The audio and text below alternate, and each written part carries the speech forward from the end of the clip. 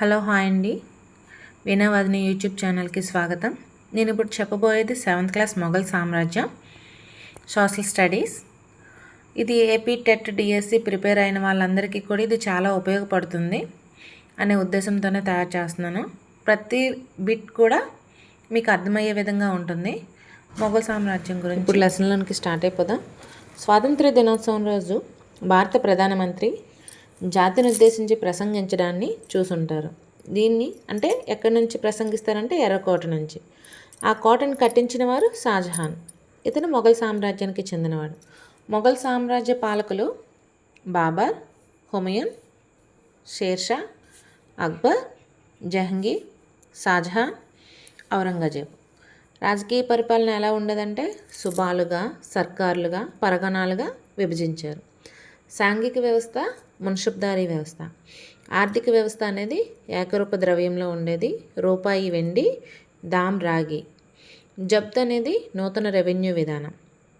ఎర్రకోట కళలు మరియు వాస్తుశిల్పం అనేది ఎర్రకోట ఢిల్లీ, తాజ్మహల్ ఆగ్రా, చలీం సిస్తీ సమాధి, బులంద్ దర్వాజా అనేది ఫతేపూర్ సిక్రీ. నెక్స్ట్, మొఘల్ పాలకులు. భారతదేశంలో మొఘల్ సామ్రాజ్య చరిత్ర క్రీశకం 1526 నుండి 1857 వరకు కొనసాగింది. ఢిల్లీ సుల్తాన్లో చివరి పాలకుడైన ఇబ్రహీం లోడీని బాబర్ క్రీశకం 1526 మొదటి పానిపట్టు యుద్ధంలో ఓడించి మొఘల్ సామ్రాజ్యాన్ని స్థాపించాడు. మొఘల్ సామ్రాజ్యం తూర్పున బెంగాల్ నుండి పశ్చిమాన ఆఫ్ఘనిస్తాన్ వరకు, ఉత్తరాన హిమాలయాల నుండి దక్షిణాన గోల్కొండ వరకు విస్తరించింది. మొట్టమొదటి పాలకుడు బాబర్. మొఘల్ సామ్రాజ్య స్థాపకుడు బాబర్. అతను యుద్ధ వ్యూహాలను రూపొందించడంలో గొప్ప మేధావి. మొదటి పానిపట్టు యుద్ధం తర్వాత ఢిల్లీ, ఆగ్రాలను కూడా జయించాడు. ఇతడు టర్కీ సాహిత్యంలో గొప్ప కవి మరియు ప్రకృతి ప్రేమికుడు. బాబర్ అనేవాడు 1526 టు 1530. 1530లో బాబర్ మరణించాడు. బాబర్ తన తండ్రి వైపు తైమూర్ వంశానికి మరియు తల్లి వైపు చెంగీజ్ ఖాన్ వంశానికి చెందినవాడు. మొఘలులు మంగోలుల వారసులు. తమను చెంగీజ్ ఖాన్ రెండవ కుమారుడైన చగతాయ్ పేరు మీదుగా చగతాయిడ్లు అని పిలుచుకోవడానికి ఇష్టపడేవారు. మొఘల్ అనే పదం మంగోల్ అనే పదం నుంచి వచ్చింది. Humayun 1530 to 1540, 1555 to 1556. హుమయూన్ మొఘలుల పాలకులో రెండవ వాడు. ఇతను బాబర్ కుమారుడు మరియు వారసుడు. ఇతని టైంలో షేర్ షాసూర్ బీహార్ మరియు బెంగాల్లో తన అధికారాన్ని సుస్థిరం చేసుకొని షేర్షా 1539లో చౌసా యుద్ధంలో మరియు 1540లో కనౌజ్ యుద్ధంలో హుమయూన్ను ఓడించి ఇరాన్కు తరిమేశాడు. ఇరాన్లో హుమయూన్ సఫావిద్సా సహాయం పొంది అతని సహకారంతో 1555లో తిరిగి ఢిల్లీని స్వాధీనం చేసుకున్నాడు.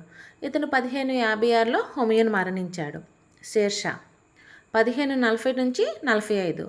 షేర్ షాసూర్ ఒక ఆఫ్ఘన్ నాయకుడు. హుమయూన్ను 2 సార్లు ఓడించి ఢిల్లీలో సూర్ రాజవంశాన్ని స్థాపించాడు. తన సామ్రాజ్యాన్ని కాబూల్ నుంచి బెంగాల్ మరియు మాల్వా వరకు విస్తరించాడు.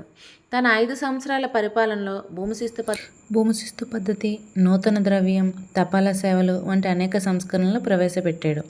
1545లో పిరంగ ప్రేలుడు కారణంగా అతను మరణించాడు. షేర్షా తర్వాత వారసులు అసమర్థత కారణంగా హుమయూన్ క్రీశకం 1555లో ఢిల్లీని తిరిగి స్వాధీనం చేసుకున్నాడు. అక్బర్. తండ్రి హుమయూన్ మరణించే నాటికి అక్బర్ వయస్సు 13 సంవత్సరాలు. అక్బర్ చిన్నవాడు కావటం వలన అతని సంరక్షకుడైన బైరం ఖాన్ అతని తరపున పరిపాలన వ్యవహారాలు చూడసాగారు. బెంగాల్ ప్రధానమంత్రి అయిన హేము ఢిల్లీని స్వాధీనం చేసుకోవాలనుకున్నాడు. అయితే 1556లో జరిగిన రెండవ పానిపట్టు యుద్ధంలో అక్బర్ చేతిలో ఓడిపోయి వధింపబడ్డాడు. ఈ యుద్ధం తర్వాత అక్బర్ ఢిల్లీ, ఆగ్రా అధికారాన్ని సుస్థిరపరుచుకున్నాడు. రాజ్యపుత్ర రాజ్యాలైన చునార్, మాల్వా, గోండ్వానాలను రాజ్యానికి జోడించాడు. తర్వాత బికనీర్, జైసల్మీర్, జోధ్పూర్లను జయించాడు. జైపూర్ యువరాణి అయిన జోధాబాయిని అక్బర్ వివాహం చేసుకున్నాడు. అక్బర్ రాజపుత్రులను ఉన్నత పదవుల్లో నియమించాడు. వారితో రాజా మాన్సింగ్, రాజా తోడర్మల్, రాజా భగవాన్ దాస్ వంటి వారు చెప్పదగినవారు.